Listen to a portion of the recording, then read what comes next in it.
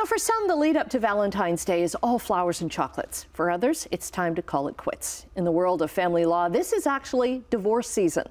Laura Paris from Shulman and Partners joins us now with more. And so it's between January and March, there's a 30% increase in inquiries about divorce. Correct, yeah. So the way that we kind of look at it or kind of make sense of these numbers is generally looking at the fact that going into the holiday season, if you already have that feeling that you're wanting to separate, you're not really going to take that plunge during the holidays, especially if you have children. So coming into the new year, a lot of people have that mentality, new year, new me, and they want to start off fresh. And that may mean shedding a relationship that isn't working for them. Right. And there's also, you think about it, there's the bills that are coming in, and money is the root of so many marriage breakups. Absolutely. And the holidays can actually exacerbate conflict in a lot of, while, you know, we hope that they're mostly happy, it could be an exacerbation, absolutely, of conflict and pre-existing issues.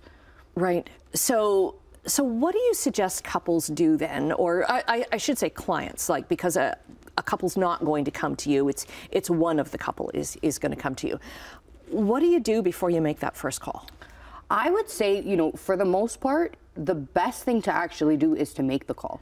Have a conversation with a lawyer, understand what you're walking into. The separation process is not a pleasant one. Obviously, having an advocate by your side to move you forward through it makes it a lot easier because they can help guide you through the process. But having an understanding in terms of what is my life going to look like? What is separation going to mean for me and my family? What's it going to cost? And what's it going to cost? And with the cost issue, I mean, we can only give so much information. It's hard to tell. It is, you know, an undetermined thing because we don't know what conflict's going to come up. There's a lot of unknowns at the beginning stages, but we can at least give you an idea so that you can prepare yourself, you know, mentally, financially, etc., to move forward with that process. Okay, and prepare emotionally as well, because you must be a sounding board. I can imagine you're almost like a lawyer slash, you know, not a therapist because you're not offering advice like that, but you must be hearing a lot. Absolutely, and to an extent, it's almost impossible to divide the two. In gaining a fulsome understanding of my client's case and learning on how to serve them best, I need to understand the intricacies of their separation and what they're dealing with, and have certain sensitivities to what they're going through. Now, obviously, there's a line that needs to be drawn, and I work within the confines of the law, and I'm not a therapist. And in a lot of cases, sometimes it's a matter of just suggesting, hey, I'm here to help you with your legal issues, but maybe you need support from an emotional, mental level. Mm-hmm. Is it easier for you if there's already kind of a mediation or you know, some kind of a path forward?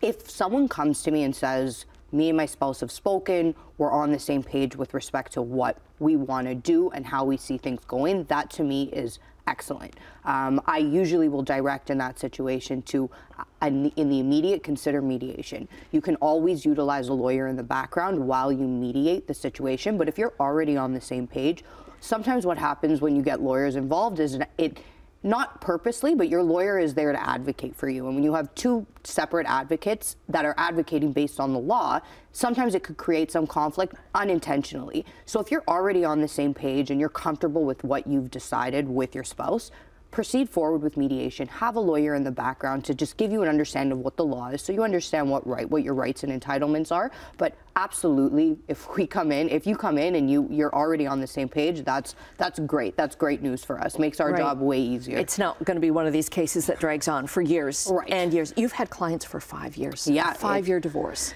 Yeah, and some of this is not necessarily just the client's fault. Like when we're in court, you are now subject to court timelines. And the court, unfortunately, is not a quick process, and it's an inundated system.